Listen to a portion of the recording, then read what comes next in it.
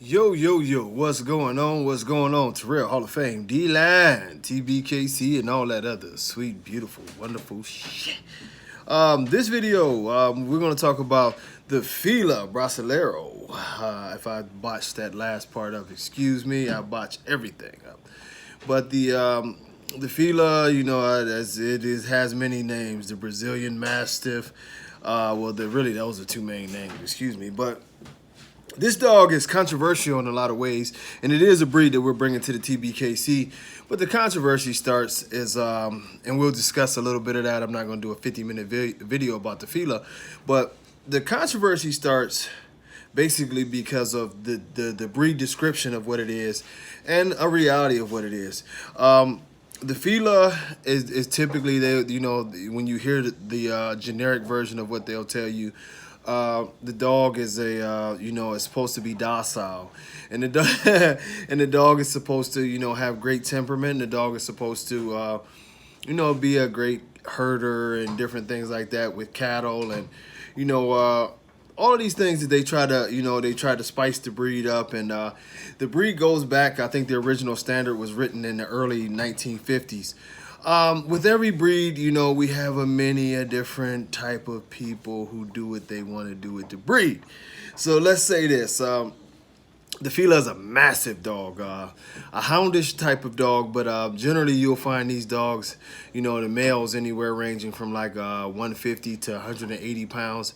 I've actually seen them bigger. I've actually seen a 200-pound female, very fierce. Some of the original qualities that the dog was supposed to have. Keep in mind, I say supposed to. The Fila was actually mostly used, and they don't like to talk about that. But the dog was made to track down slaves in Brazil, and it was supposed to track them down and basically not attack them, just sort of hold them in a position until the slave owners could get the dog. This was basically the main purpose of this dog, at the time. And keep in mind, track them down, hold them. This was supposed to be the great temperament of the dog, that it would just intimidate and keep barking and might bite you if you try to get away. But mainly, I'm just here to keep you here and track you down. And they have, very, very powerful noses also with that hound blood in them, that this is what they could do. They could track it. They could search it down. They had the athleticism to run and different things of that nature.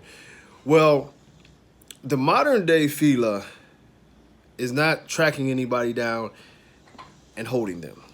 One of the biggest problems and why this dog is banned in many countries around the world is that through bad breeding, through not breeding for characteristics or whatever we may call it, this dog is known for being one of the most ferocious dogs in the world. This dog will literally destroy you.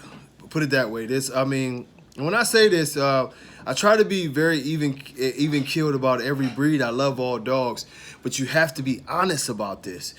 The Fila is not a play around dog. The Fila is not a dog that, if you've never owned a dog, if you're not a strong person, if you're not going to spend a lot of time in obedience training and a lot of time in socialization, and even at the end of the day, the socialization won't matter what's in the dog.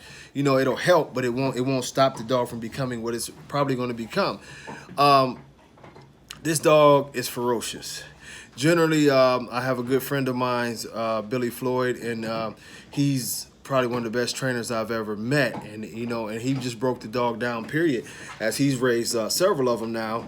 And the main thing that he said is it's sort of like the Caucasian that wear the Orkova or Ochova, however you pronounce it. Y'all know I mess up every name.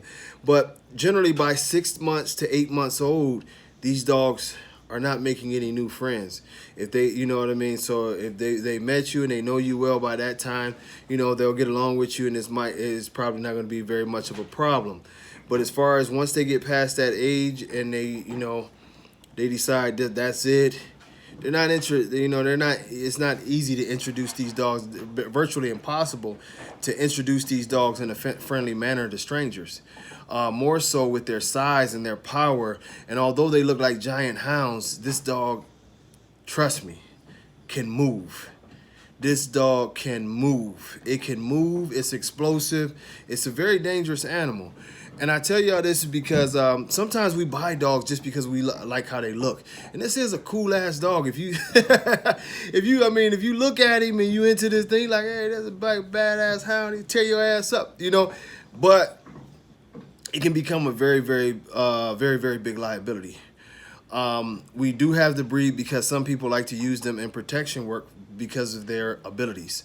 And there's nothing wrong with that. And I'm not saying ban the breed. I'm not one of the people to say, oh, outlaw the breed. What I say is with every other breed, you know, outlaw bad owners, outlaw unqualified owners, outlaw breeders who are willing to sell these dogs to people who they know are not capable of handling these dogs, are not capable of putting in the time and the effort with these dogs, and whatever it takes. So we have to be better about educating ourselves on these such breeds, and we have several of them coming to the TBKC, and you'll see more and more videos about these dogs. And I'm not an expert on the Fila, but the one thing I will tell you is that the dog's not totally bad.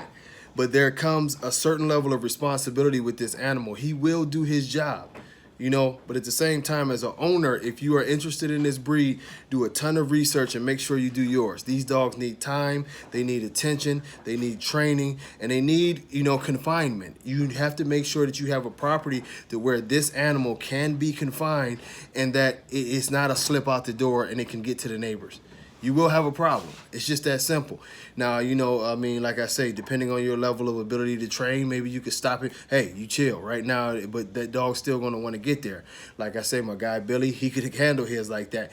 He wouldn't. The dog wasn't your friend. You would know that. But because Billy was such a great trainer, the dog will follow his commands. You know, sit your ass down, lay down, stay there, and the dog will stay there. But the whole time, the dog is giving you the eye, like, you know what? I'd eat your ass if Billy wasn't here. And when it was time to, you know, put in work, I've seen his dogs, it just wasn't nothing happening, you know. Nothing happening, you know.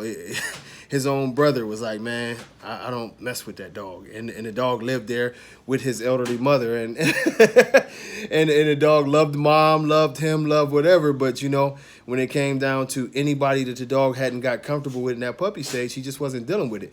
So what I tell y'all is, you know, and this is a way for us to not have accidents. This is a way for us to be responsible as dog owners, as pet owners. This is our responsibility to make sure that we are doing the right thing with our breeds and doing the right thing in general.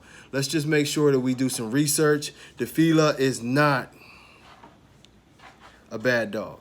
You know what I mean? But it's not a dog for everybody. Hopefully we get to see them out there putting in their work, and hopefully we get to see a chance to have some great people do some great things with the dog and the breed. We don't want to put it on a bad labeled list. It's just a dog that needs to be taken care of properly. Next video.